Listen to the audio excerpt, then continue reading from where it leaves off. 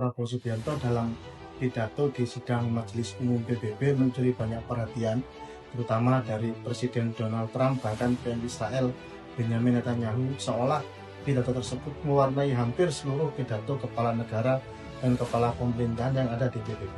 Bagaimana Bapak melihatnya? Ya memang itu menarik perhatian dunia karena selama ini Indonesia kalau ngomong Israel, buang ke laut itu Israel, buang ke selokan, kan itu. Tapi ketika Presiden memulai dengan kalimat, kita akan mengakui Israel, apa kita akan sepanjang Israel mengakui Palestina? Kan itu kata pembukaannya. Itu bertolak belakang dengan sebelum-sebelumnya. Tidak pernah ada kata kita akan mengakui Israel. Nggak ada, buang ke laut itu Israel.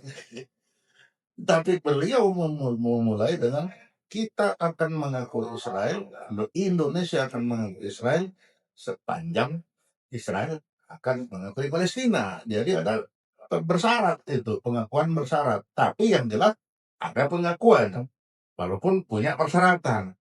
Daripada tidak pernah ada sama sekali. Itulah menarik perhatian di situ. Karena sebelumnya itu tidak ada bersyarat. Tapi ini kan bersyarat. Yang penting kuasa kita juga akan akui ya, kan gitu. Jadi ya pantas lah kalau itu langkah maju. Presiden Prabowo Subianto sejak menjabat sebagai Menteri Pertahanan Republik Indonesia menerima ratusan kadet dari Palestina di Universitas Pertahanan RI. Apakah mereka akan mampu dalam pandangan Bapak memperkuat sistem kemiliteran otoritas Palestina nanti? Ya harapannya kan begitu. Ketika dia pulang di Palestina, dia bisa nanti kalau Palestina jadi sebuah negara, dia bisa mewarnai nantinya kan. Dia bisa tahu, oh ternyata kalau seperti ada negara kayak Indonesia itu kok enak ya, nggak usah perang, nggak usah apa. Posisi ini perang itu kan bisa mewarnai. Kira-kira bagus itu. Saat ini Bapak sedang ada negosiasi di mana di Sharm el Sheikh Mesir, di mana Hamas memiliki kartu truf, yaitu persenjataan yang masih mereka miliki.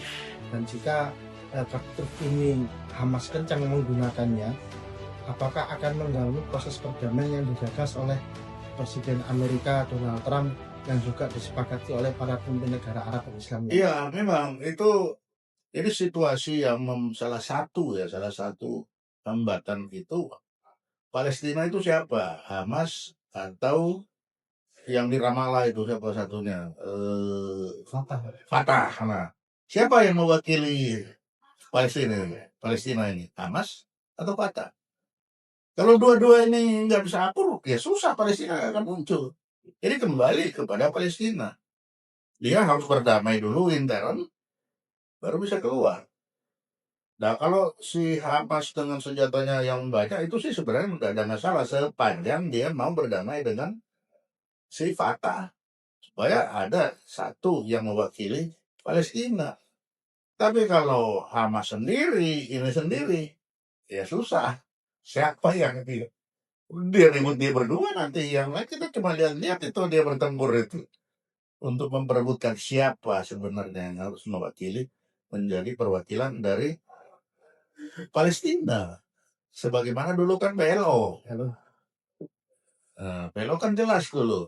Tapi sekarang dengan ada dua ini sudah kayaknya PLO hilang. Jadi Hamas atau Fatah. Nah kalau Hamas dan Fatah apakah ini Palestina? Nah, kan itu. Sejak pertengahan 2021, rakyat Israel menginginkan perubahan dengan naiknya Naftali Bennett sebagai Perdana Menteri menggantikan Benjamin Netanyahu yang kalah akibat isu kasus korupsi. Tetapi koalisi tersebut hanya bertahan hingga pertengahan 2022 dan Benjamin Netanyahu kembali berkuasa sebagai kepala pemerintahan. Menurut pengamatan Bapak, jika kondisi damai dan digelar pemilu di Israel, apakah Partai Likud akan kembali memenangkan pemilu dan PM Benjamin Netanyahu kembali berkuasa? Ya kalau sekarang ini kira masih. Karena apapun dengan Hamas yang masih punya senjata seperti itu, masyarakat juga paling takut. Nanti kalau dia nyerang kembali seperti kasus Oktober yang lalu itu, tiba-tiba nggak ada angin, nggak ada hujan, jadi masyarakat masih menginginkan ini sampai situasi menjadi lebih kondusif lagi. Sejumlah negara Arab letih dengan berperang termasuk Mesir sebagai negara pertama yang mengakui dan menjalin hubungan diplomatik dengan Israel. Apakah pasca perang nanti semakin banyak negara Arab dan negara Islam yang menjalin hubungan diplomatik dengan Israel? Ya, kalau saya melihat seperti itu. Karena setelah sekian generasi berganti, generasi baru ini udah capek ya melihat orang perang itu. Ngapain itu orang perang? Terus yang kedua, generasi baru ini juga sudah tidak merasa punya hubungan batin lagi dengan Palestina. Kalau dulu mungkin masih ada pertemanan, satu sekolah, satu permainan. Tapi sekarang ketika generasi berganti, di Palestina baru, yang di negara-negara juga di baru, belum lagi negara-negara sekarang dibuka keluar. Kalau dulu mereka ditutup, tidak bisa melihat dunia luar, sekarang dia sudah bisa dunia luar. Kalau dulu si perempuan-perempuan yang ditutup pakai cadar, sekarang dia bawa mobil sudah bisa.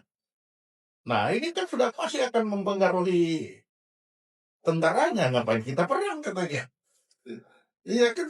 Untuk apa? Berperang untuk siapa sih? Nah, sama dengan Amerika. Mau berperang untuk siapa? Ngapain? Nah ini juga akan berpengaruh. Makanya negara-negara Arab ini sekarang akan lebih banyak ya berdamai dengan Israel. Dan Israel juga memanfaatkan situasi itu karena dia punya kemampuan juga untuk bagaimana supaya ekonomi negara-negara itu naik. Jadi kalau Palestina seperti begitu, mungkin Palestina kan tertinggal sendiri gara-gara dia sendiri tidak bisa jadi satu. Negara-negara udah malas ya udah mau berkelahi terus. Dalam diskusi di forum Indonesia Anti Fraud Center, Bapak mengungkapkan Indonesia dapat menjadi mediator moral dalam konflik di Timur Tengah. Seperti apa itu mediator moral yang? Ya, jadi ya sekarang kan yang Indonesia ini kan tidak punya kepentingan apa-apa bagi dia berdua itu. Jadi ketika negara-negara udah mulai capek, ya sekarang Indonesia lah. Kenapa? Kita lebih melihat di sana tuh korbannya banyak. Jadi kemanusiaan, jadi kita tuh melihat kemanusiaan. Minimal dia jangan tembak-tembakan supaya korban manusia itu jangan berjatuhan. Nah disitulah Indonesia coba masuk. Kita mencoba kirim bantuan untuk kemanusiaan ya. Nah, kalau tenang ini dengan harapan mereka juga bisa berpikir tenang sehingga bisa menentukan seperti apa. Tapi Indonesia juga kalau dari luar di dalam juga kacau balau ya nggak bisa apa-apa. Tapi itu tadi secara moral kita masih bisa.